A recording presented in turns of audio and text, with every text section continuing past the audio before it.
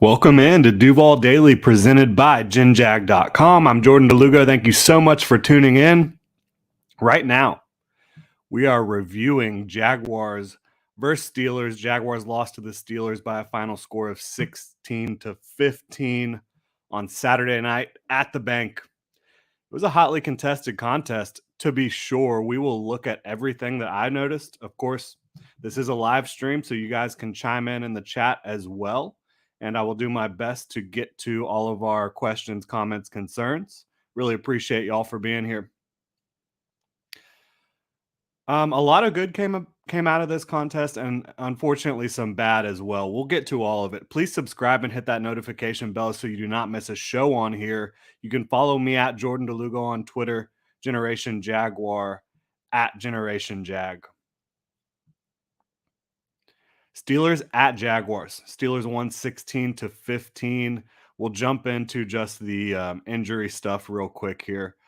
We've got Foley suffering a minor leg injury, wanted to get back in the game, but Doug Peterson said that they were just going to play it safe. And we didn't get a full update on that. We will get an update on it later.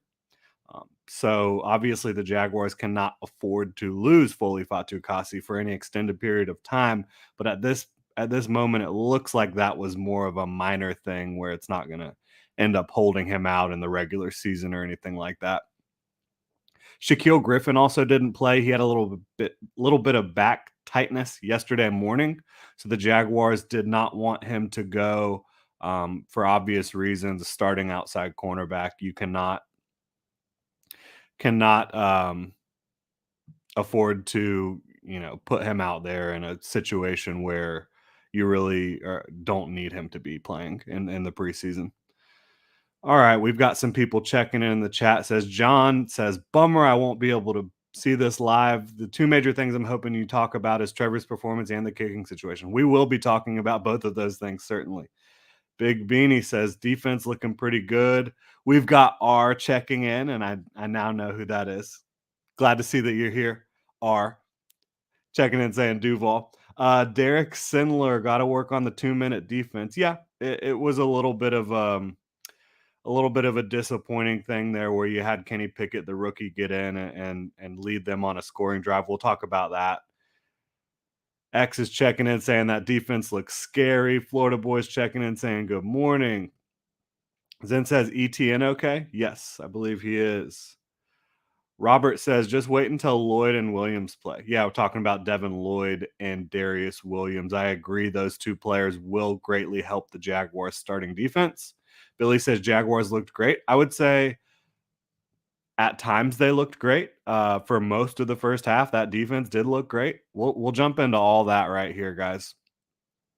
Got to start off with Trevor Lawrence after talking about those injuries. Fortunately, the team did avoid major injury, it looks like. So that's always the key in preseason. But looking at Trevor Lawrence, certainly you had some misses that you don't want to see. Early on, it looked like he was just a little excited, maybe a little antsy. You had two out routes to Christian Kirk. One was a little bit more shallow. One was a little deeper down the field, both on the left side of the field where Kirk ran a good route. He got enough separation, and Trevor just has to hit those throws. I will say, if you're going to miss on them, you want to miss on them high and outside, because when you've got that defender in between the ball and the receiver, you cannot miss inside. So at least if you're going to miss on those, you do need to miss outside, so you're not going to have an interception. But again, not overly concerned with those. You've seen Trevor consistently hit those in practice. And then obviously seeing what he was able to do as the game progressed with his legs, with his ability to avoid a screaming blitzer and get the ball out of harm's way, layering the football down the field. He had that incredible shot just over the outstretched arms of the defender on the sideline to Marvin Jones, which was just fantastic ball placement. That was next level stuff. You saw it again a little bit later to Christian Kirk layering over the second level of the defense. You saw some some nice completions in tight spaces to Marvin Jones and I and even Christian Kirk as well. And I just think yes, Trevor needs to clean these misses up. I think there were 4 misses that I really put on him. His last throw went incomplete to Snoop Connor, but there was pressure. He was just kind of trying to dump it off there. He missed some throws. He did, but he finished 14 of 21. The offense was consistently moving the ball against the Jaguars defense. For me, what it comes down to is finishing in the red zone, finishing when you get close. This is an area where the Jaguars have struggled throughout the preseason and getting into training camp. So it's something that they're going to have to work on, and it's something that takes a lot of practice, a lot of timing, and cohesion and chemistry. And right now, they just don't have it yet. When you talk about getting in the red zone and scoring touchdowns, I was really disappointed with the play call on 3rd and 5, when the Jaguars were in the red zone. You had the flood concept where all 3 of the receiving targets were in the same area of the end zone, and then you had Christian Kirk and Snoop Connor on the other side kind of just running to the same place and stopping. So you're not giving your quarterback any options outside of that main flood concept, and I just think if you had Christian Kirk who came in motion or Snoop Connor who went out to the right. If either of those players cut up field, and I'm not blaming this on them. I'm not sure if it was just the play call or what, but if either of those players cut up field at the line and just kind of stop 5 yards, in the middle of the field, Trevor Lawrence could have very easily found them. I think.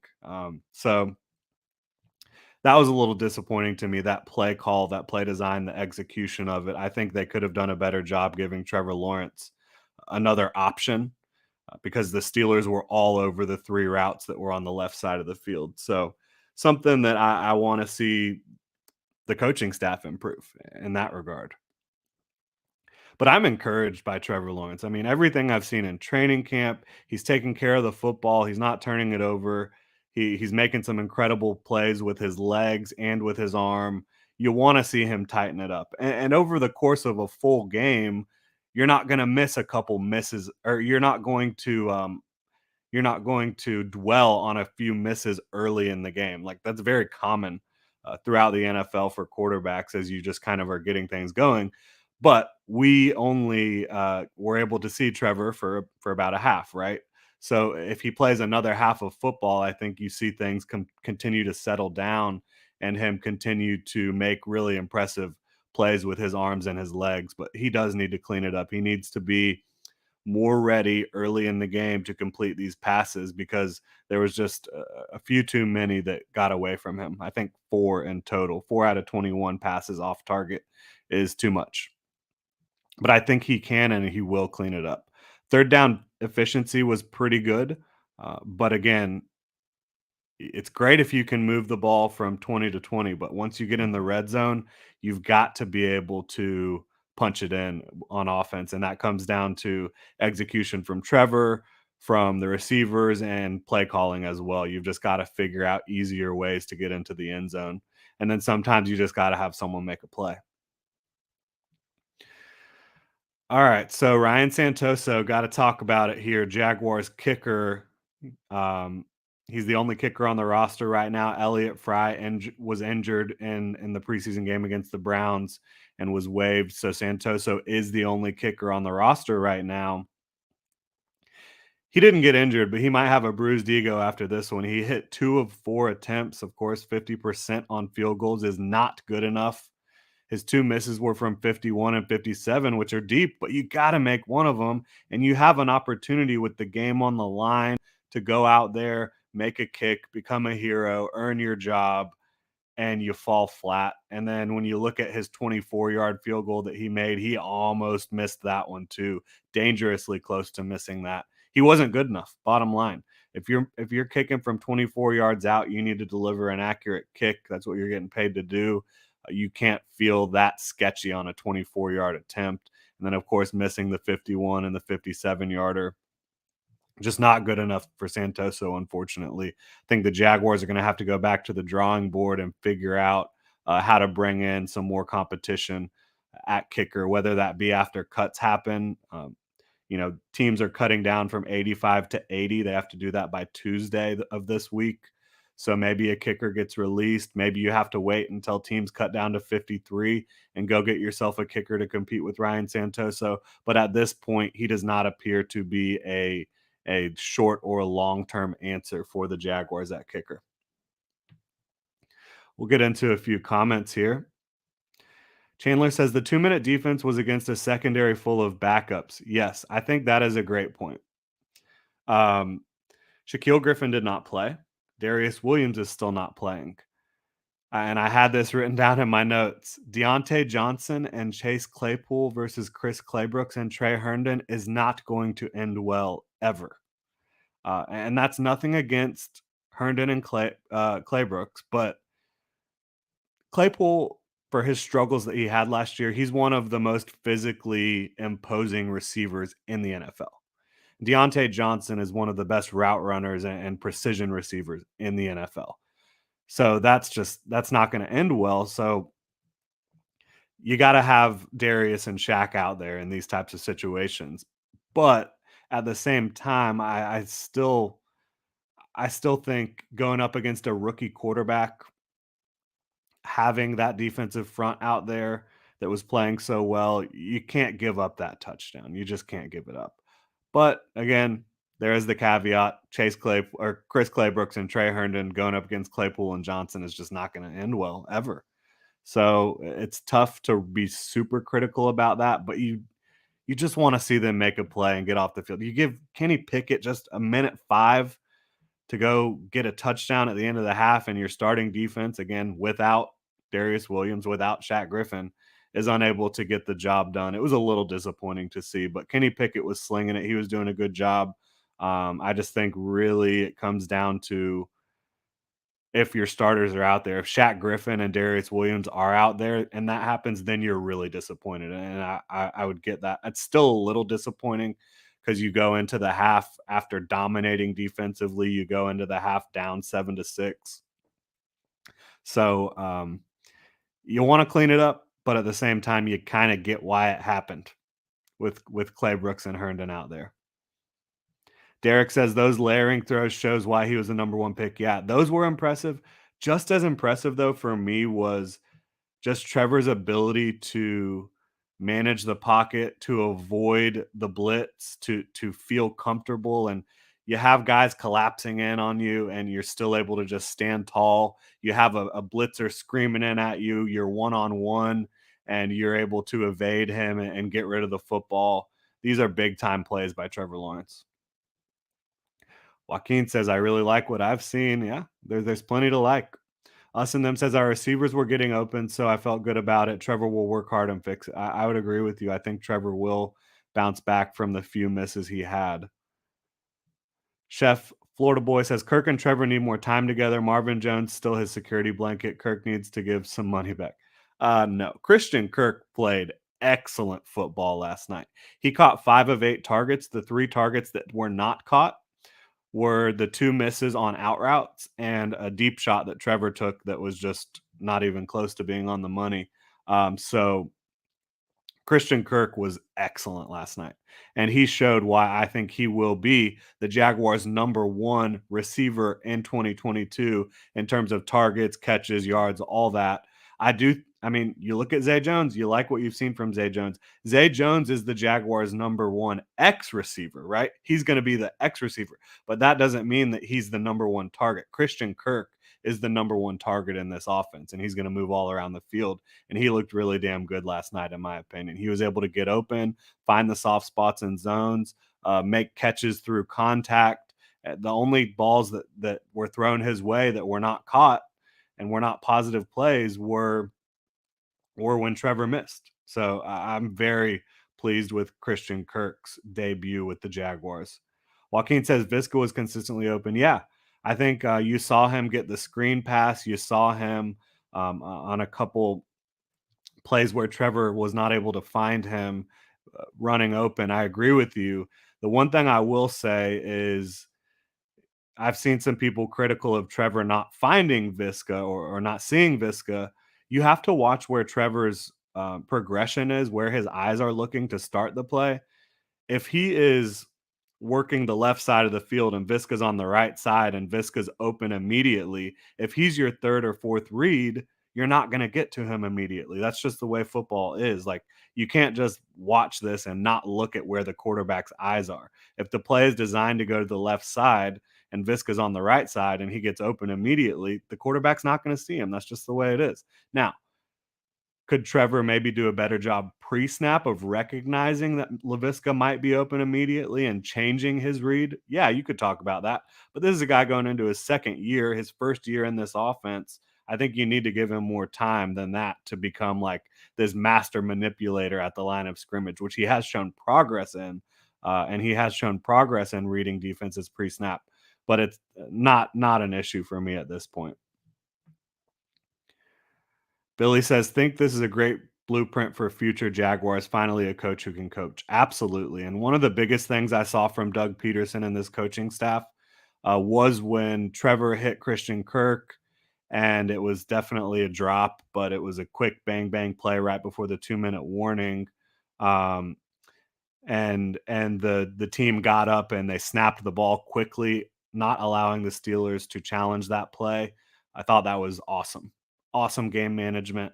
And I think that goes to show you that Doug has his head in the game and knows what's going on a lot more than what you've seen from coaches around here in the past.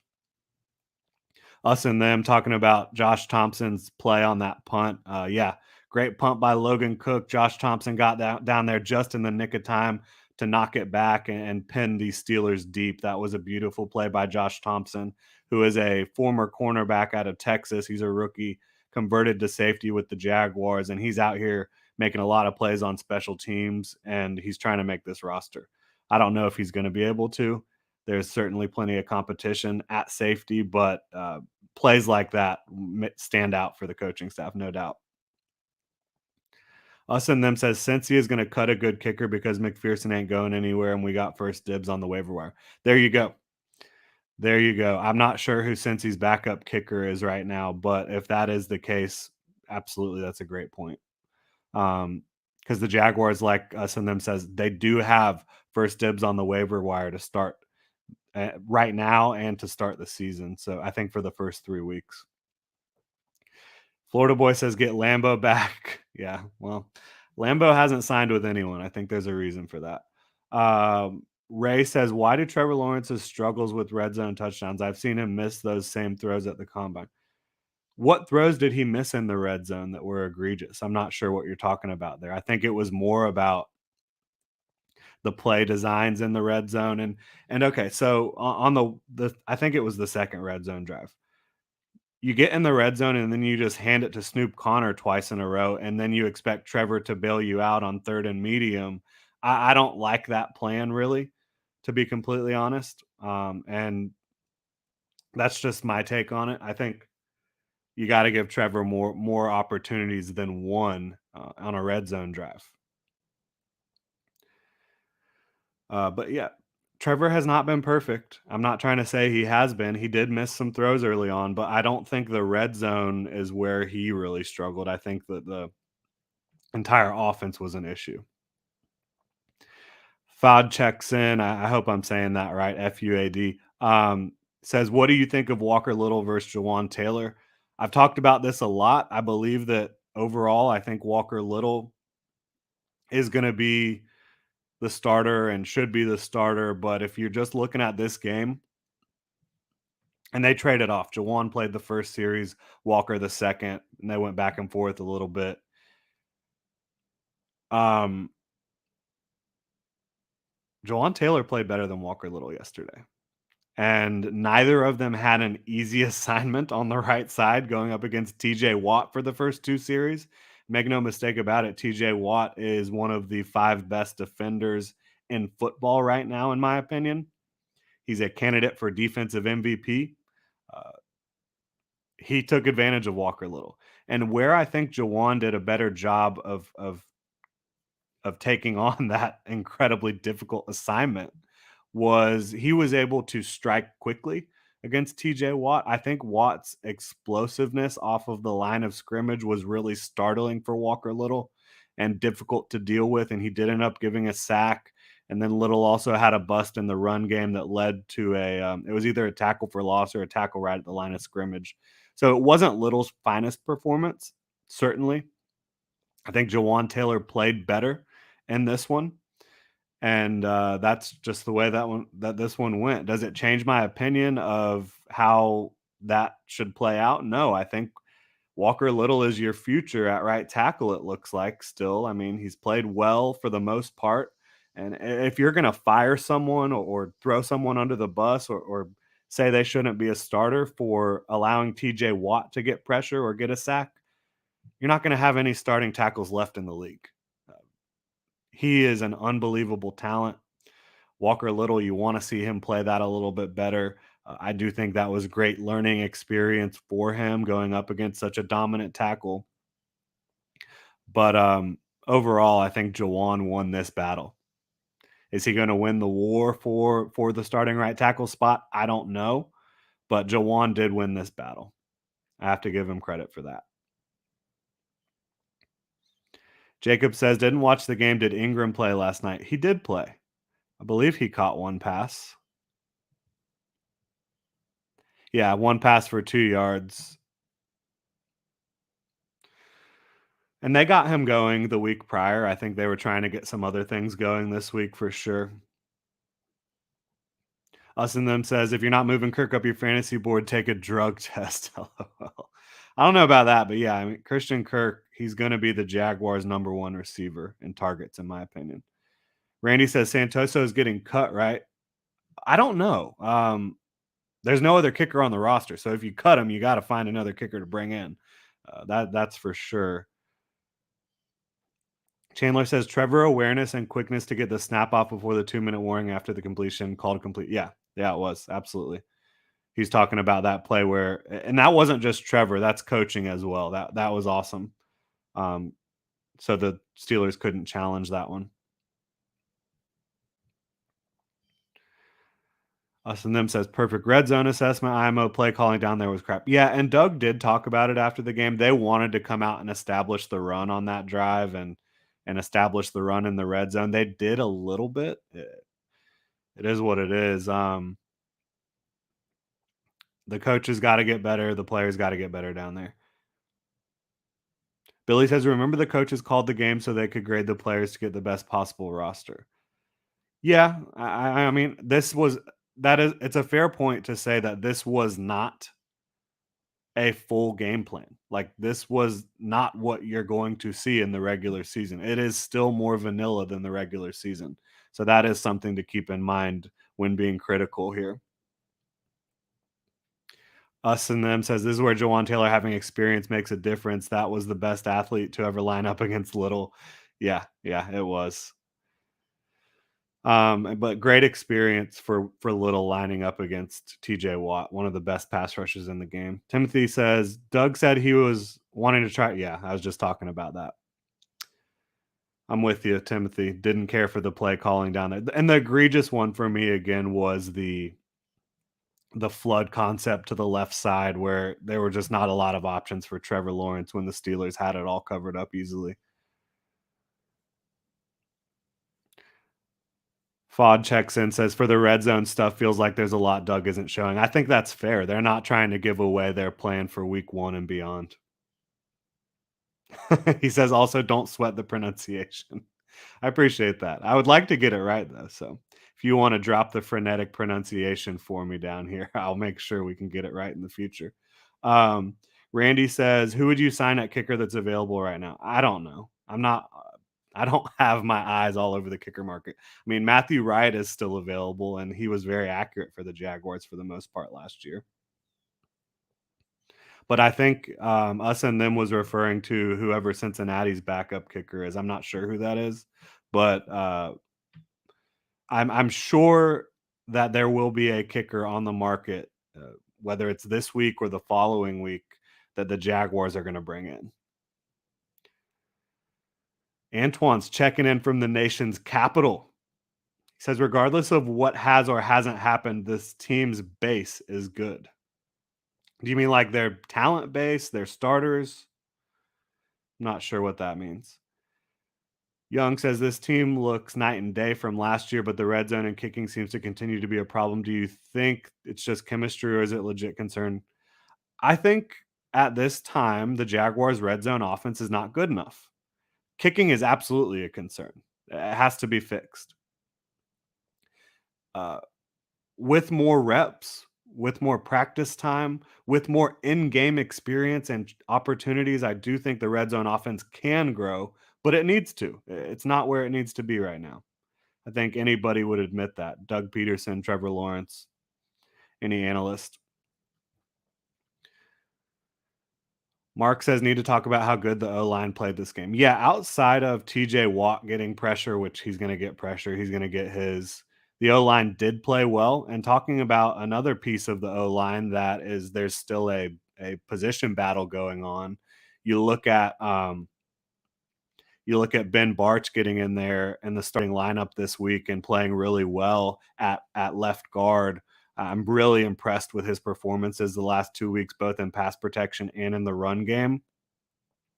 So I think he's locked up the starting job at left guard, in my opinion. You even saw Tyler Shatley. He when he got in there, he was playing some center. So I think Ben Barch is your starting left guard, and I think that's a really nice, positive storyline that's happened over the last couple weeks. Seeing how well he has played, he looks like an athlete. He looks powerful. He looks like he's playing smart football.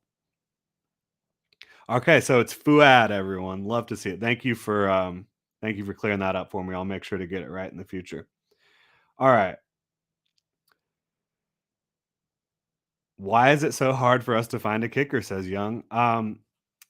They thought they had two kickers that would come in and compete and one would win the job, and that hasn't happened. Andrew Mevis did not do a good enough job. Elliott Fry was doing a fine job, in my opinion, before he got injured, but injuries happen. That's part of the game. Connor says, I'll pump the brakes, but the defensive front might be top 5 this year. Yeah. Let me get back into some of the things that I wanted to look at here, but I agree on the defensive front. Um, they are menacing. They have been absolutely ferocious the last 2 weeks when on the field. The Jaguars' defensive front has been unbelievable. Trayvon Walker and Josh Allen both look great. Allen was robbed of a sack on the first drop back. I mean, the left tackle is bear hugging the guy, for crying out loud. And they didn't call holding, and Trubisky escaped. And Trubisky's escapability was on full display. So you want to see more finish from these guys when you get your hands on Trubisky on opposing quarterbacks. You got to bring them down.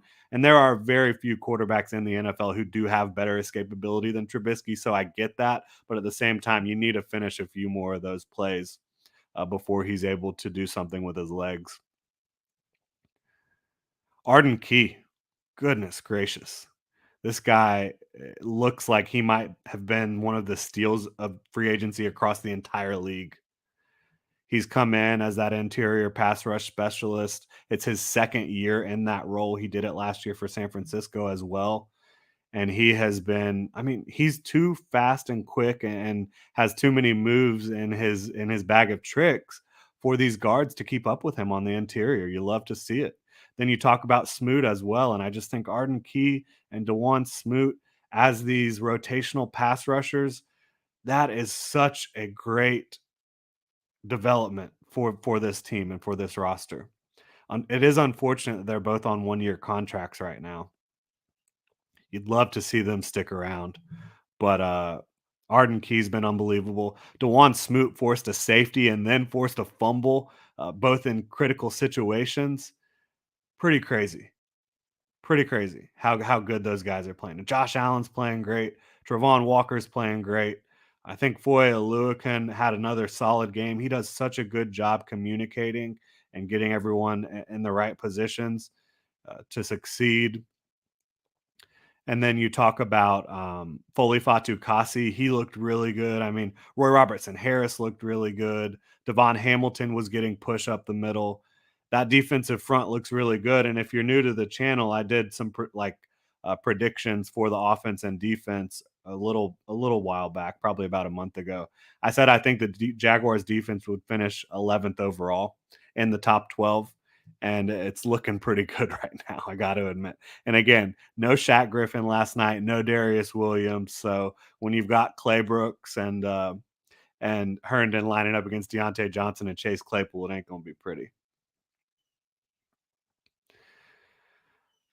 Tyson Campbell versus George Pickens. You didn't get to see it very much, but you did see Campbell get in there and rock Pickens on a tackle that got him short of the first down marker there. So that was good to see. Campbell's playing with such intensity and competitiveness and confidence and swagger. That's a guy you really love to see how he's playing. And Cisco as well, his running mate at safety, they line up on the same side of the field. You can shut it down over there, which is really cool to see. Travis Etienne on the other side of the ball, he and Snoop Connor, in my opinion, both looked really good. But Etienne really, this guy's so special. Even when things aren't getting blocked up right, even when things don't look smooth, he's able to break tackles, show contact balance, have the quickness and elusiveness to pick up some yardage, and you just consistently see him avoiding tackles, showing contact balance when he gets hit in the legs or hit up high, and showing that speed and quickness. I think ETN is going to be a special player for the Jaguars. And Snoop Connor, he's that hard nosed runner. One thing I love to see from him on a screen pass over to the right side from Trevor Lawrence, you had a defender that snuffed it out, but he showed the elusiveness to avoid that tackle, to avoid contact, and then get upfield and pick up some more yards. I thought that was a great, great play by Snoop Connor. Get into some more comments here.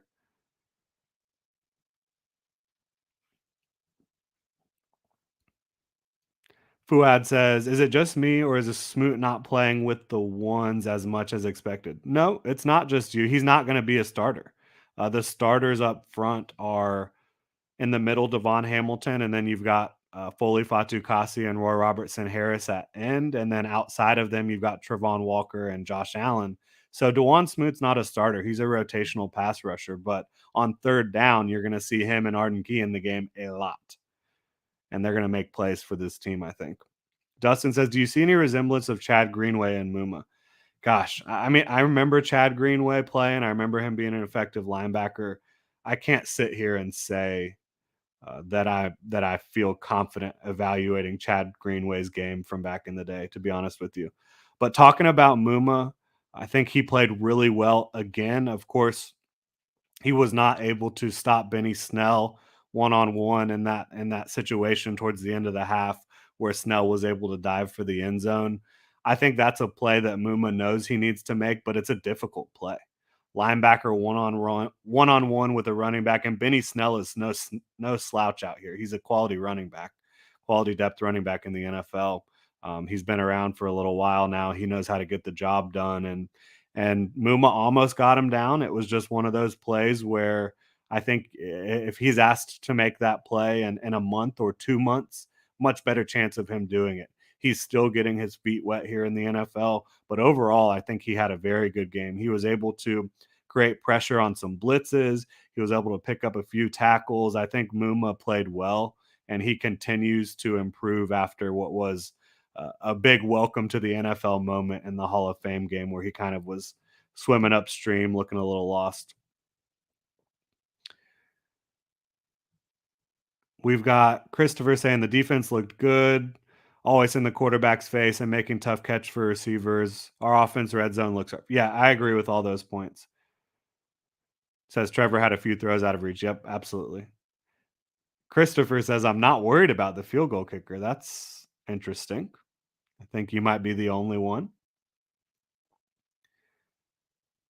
Timothy says avoiding penalties has been a good thing. Yeah, I think the team is more disciplined, more mentally tough, and just more organized, better coached. Florida Boy says the D line is special. Christopher says the channel is awesome, like Santoso's mustache. I really appreciate that. Thanks for checking in. Thanks for the support. Really appreciate everyone. If you want to continue to support the channel, you can subscribe and hit the notification bell. You can follow me on Twitter at Jordan DeLugo, Generation Jaguar at Generation Jag. And you can check genjag.com if you want to support and get some cool gear. We've got a bunch of shirts, hats, pins, everything you could want. Bunch of fun stuff up on genjag.com/shop. Us and them says Muma keeps showing improvement. We might have trouble not starting him. Yeah, I mean, he's not going to be a starter this year. It's one of those things where there's a little bit of an embarrassment of riches at that position with Aluakin, Devin Lloyd, and Chad Muma. Christopher says, am I the only person who needs to see Trevor hit a receiver in stride for a long touchdown or what? Again, he's had about 3.5 quarters of football, and they've moved the ball well. He has hit people in stride. He has made some great throws. Uh, but yeah, you want to see him continue to build and avoid as having as many misses as he had early on today. Antoine says the Colts are overrated. Tennessee and Derrick Henry are. Okay, he's getting to his point. Jaguars will win the South. We'll see. I do not have them winning the South right now. Have not come up with an official prediction yet, but at this point, I would have the Colts winning the South.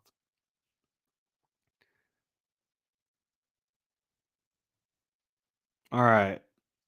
Us and them says Miles Jack was getting pushed around before he got mad and slammed Kirk. Yeah. The Jaguars were playing physical up front. You love to see it. Young says, do you think we can realistically win this division? Realistically, can the Jaguars win the division? Yes. I'm not predicting that they will, but is it within the realm of possibilities? Is it within a reasonable outcome? Is that a reasonable outcome that could happen this year? I think it could. I'm not predicting that it will, but I do think it could. Um, yeah, mentioning Chase on here, us and them, he looked really good and made that amazing open field tackle.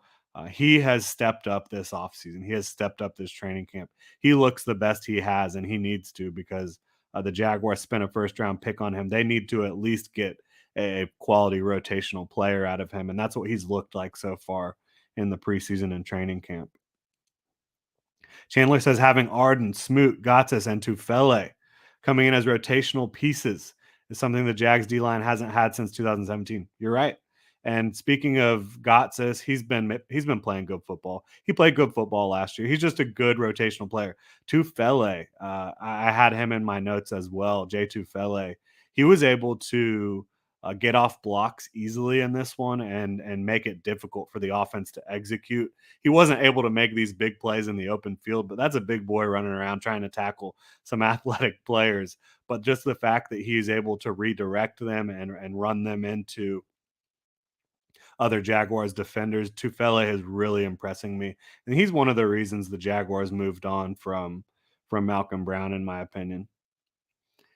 Robert says, I think Kevin Austin missed out on making a case for making the roster. EJ Perry is going to be a good future backup. Okay, so Austin, yeah, makes a catch for a first down, on that final drive. And then right after it, he just drops an easy one. I think Austin's chance to make the roster has honestly slipped through the cracks. And I think it probably slipped through the cracks a lot longer ago than many people would want to admit. He just has not been as good as many of the other receivers on the roster who are not even going to make the roster. So, all right. Maniac says Trevor looking okay. We need him to be great. I don't, he had a couple misses, but he had some amazing plays as well. So there was too many lows, but some great highs for Trevor Lawrence. So I feel you. He does need to play better, and he admitted as much. Kamel says give a letter grade for offense, defense, and special teams. Um, I mean, defense, I would give a B plus. You can't give up that drive at the end of the first half. But again, Shaquille Griffin, no Darius Williams. It's hard to stop guys like Claypool and Deontay Johnson in that situation. So I'll give them a B plus. Offense, I would give a B minus. They moved the ball well. They just couldn't punch it in. I think if you gave the Jaguars starting offense a full game, that they would have probably racked up 20 plus points. a full game against the Steelers starting defense. Special teams, I thought really, I mean, Josh Thompson made a great play. Logan Cook made some good punts. But when you talk about muffing kicks that Laviska Shenault did, Willie Johnson muffed another one, missing field goals, I have to give them like an F, honestly. It wasn't good enough. And of course, Jamal Agnew was not returning kicks or punts. So that's gonna get cleaned up in the regular season when he gets back there. But for this game, yeah, it certainly was pretty terrible.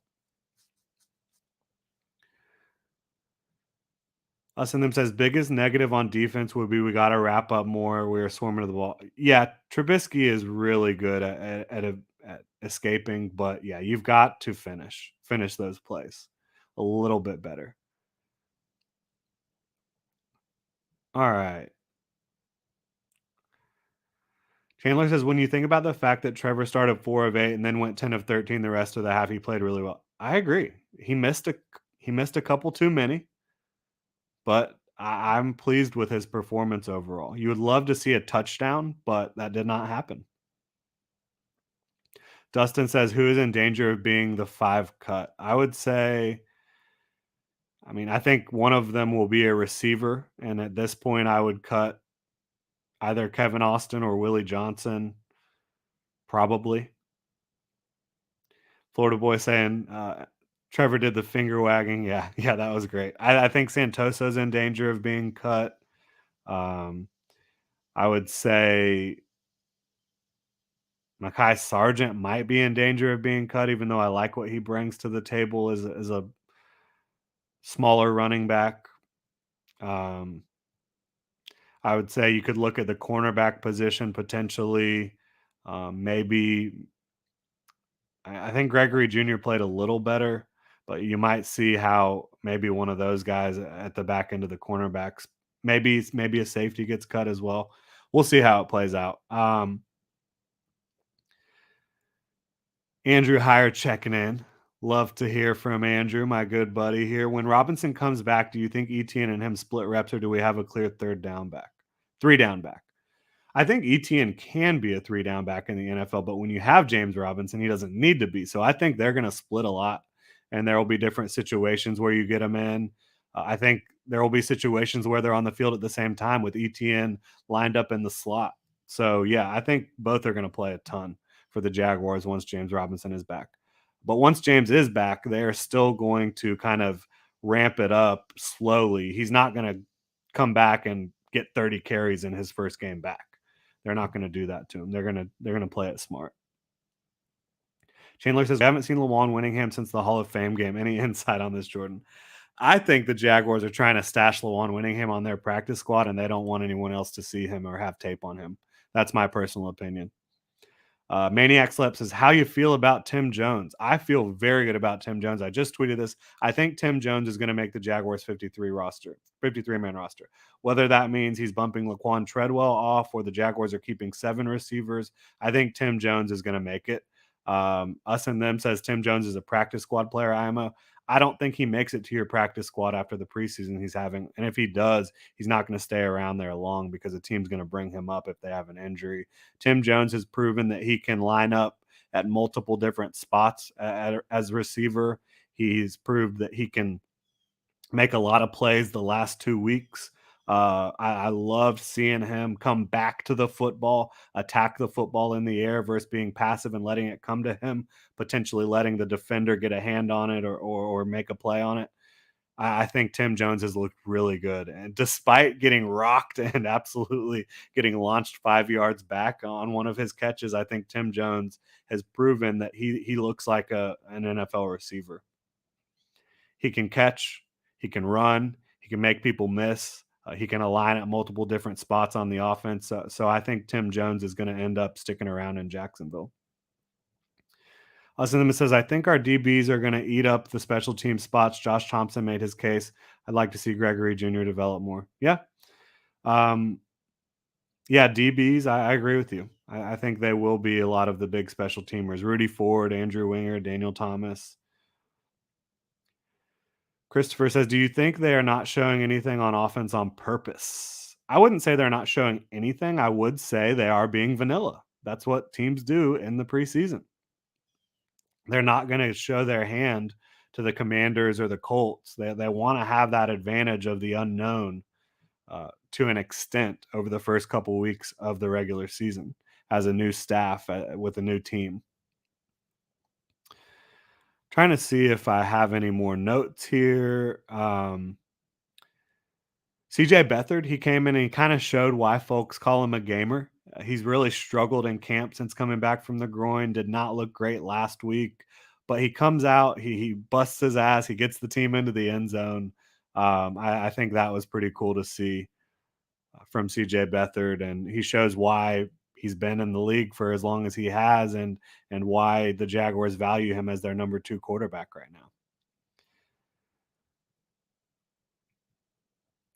Yeah, that's all I got on my notes for us here. A lot of y'all had brought up questions that were in my notes, so I appreciate that, and appreciate everybody being in here.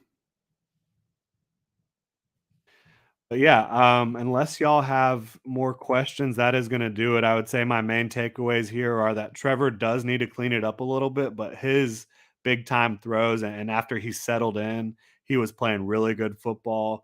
I think you need to see the red zone offense perform at a higher level without question. I think a lot of that comes down to play calling and just having more reps together in game and in practice. um, I think the defensive front is looking incredibly menacing for the Jaguars, and that's a huge development because if they can play with that sort of vigor in the regular season, and then you get Darius Williams and Shaq Griffin out there to play with Tyson Campbell and Andre Cisco and Rayshawn Jenkins, you have and the linebackers as well. Get Devin Lloyd back out there. I think the Jaguars defense has the potential to be a top 10 unit. Right now, I've got them just outside the top 10, but that's a defense that I'm very excited about. I have been for a while. It's a talented group and a quality, very high quality scheme. And I think Mike Caldwell has acquitted himself well as a play caller over the first 3 weeks of the preseason. So you got to be very encouraged about all that on the defensive side of the ball. Okay, so we got a couple more things coming in here from people. Jaggernauts checking in saying, "What up, Jen Jag?" Maniac Slap says, "How'd the line look? The O line? They looked good. Outside of T.J. Watt being a menace on the right side of the Jaguars O line, the left side of the defense, they handled it. And Jawan Taylor handled T.J. Watt. Bottom line, he did. Walker Little had a little more trouble with them." Dustin says, "Calling it 1-0 start to the season." Yeah, I've been on record about that one for a while. I haven't made an official prediction, but I think the Jaguars will beat the Commanders at this point. Brian says Laviska is getting cut or traded. I don't think he gets cut. I do not think he gets cut. Traded, possibly. But I think their best option would be to just. So the problem with Visca is he's a fourth or fifth receiver right now on the roster, and a fourth or fifth receiver has to prove they can do it on special teams. And so far, he just hasn't proven to be an effective special teams player, a returner. So it is tough. We'll see. I don't think he gets cut though. I think it'd be crazy to cut Visca. Us and them says the fact that many of us enjoyed a full preseason game speaks volumes about our team. Yeah, the Jaguars are playing competitive football um, in the preseason, and that's not something you could say last year. Chandler says Brian trade is definitely the way to go. Talking about Visca, other teams would give up at least a fourth for him. I'm not sure what another team would give up for him, which is why I'm just not sure how that plays out. Martaza says Saxonville Part Two? Question mark. Maybe, maybe. I mean, I think this is definitely going to be the best defense that the Jaguars have had since 2018. 2018 was not a good year, but that was on the offense. The offense was absolutely atrocious. Sean says, "Any free agents on our radar?" I think you could be looking at defensive linemen. I mean, Sue's out there. There's a couple other veterans just to have another vet up there. And then obviously at kicker, you're going to need to find someone. Mindset says we have the best wide receiving core in the AFC South. I think that's possible. I don't think that's definitive in my opinion because I do think the Texans have the best receiver in the AFC South and Brandon Cooks, and they also have Nico Collins, who's a quality receiver that's up and coming as well. Big bodied guy out of Michigan. He's having a good camp. You look at that the Colts have Michael Pittman Jr., who's really developed into a really good starting receiver, along with Alec Pierce, who they got in the second round, who I think is going to be end up being bursting onto the scene here in the NFL this year. So and then you look at Tennessee, they still have Robert Woods, they got Treylon Burks, they drafted Kyle Phillips, who's going to be a slot superstar in my opinion. So I wouldn't say the Jaguars definitely have the best receiving core in the AFC South, but I do really like what they have in terms of options. They don't have a true number one, but Christian Kirk, Zay Jones, and Marvin Jones are all playing at a starter level. Then you've got Evan Ingram and Dan Arnold and Travis Etienne. I think the options for the Jaguars offense are quality. I like what you have in terms of just how many different players you can create mismatches with and get the football to. Chris says thoughts on Tim Jones making the team, like you said in the tweet. Yeah, I think he's going to make it, whether it's the sixth or seventh receiver. I think he's proven enough that he is an NFL receiver, and I think if they try to stash him, someone's going to pick him up. Maurice says, I want to see the tight ends used more. I think you will in the regular season, to be quite honest with you. Again, this is a vanilla version of the Jaguars offense to an extent. Austin Lewis says, would you rather have Shenault or Sargent in the backfield? I'd move Shenault to running back like the Falcons did Patterson. Look, uh, I wouldn't mind if the Jaguars wanted to do more of that. I think Shenault with the football in his hands is difficult for defenders to get to the ground. So I'm with you there. Chandler says Paris Campbell's a pretty good slot for the Colts too. Don't sleep.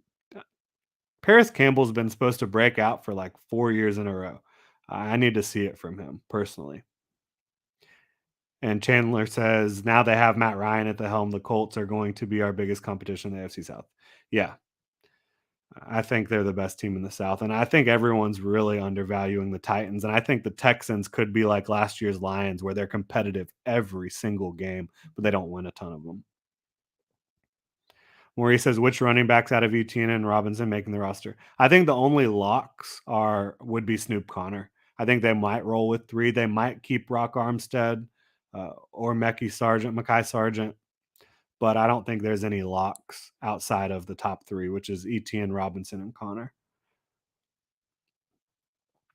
Yeah, so we're getting ready to wrap up here. If you have any more questions, feel free to leave them in the chat. I really appreciate everyone's questions, comments, concerns, just being here, having this community. I love it. I love how engaged everyone is and all the support that we're getting on here. Kamel says, right now I like Taylor over Little. Little isn't physical enough for us. I don't think it's unfair to say that Jawan has outplayed Walker Little over the last 2 weeks. I don't think Little's been horrible. I think he was, in fact, very good in pass protection against the Browns. But again, if you're going to, dismiss an offensive tackle for struggling with TJ Watt, you're going to dismiss like the entire league for the most part. I just can't get too mad at Walker Little for giving up a sack against TJ Watt. It is what it is there. PFF grades just came out. Yeah, they had Walker Little with 2 pressures. I think that's about right. Yeah. And Jawan Taylor, yeah, he played very well in pass pro. I think both are struggling getting out in the run game and making an impact at the second level, which is a little bit of a concern for me. But Jawan Taylor has outplayed Walker Little over the last 2 weeks.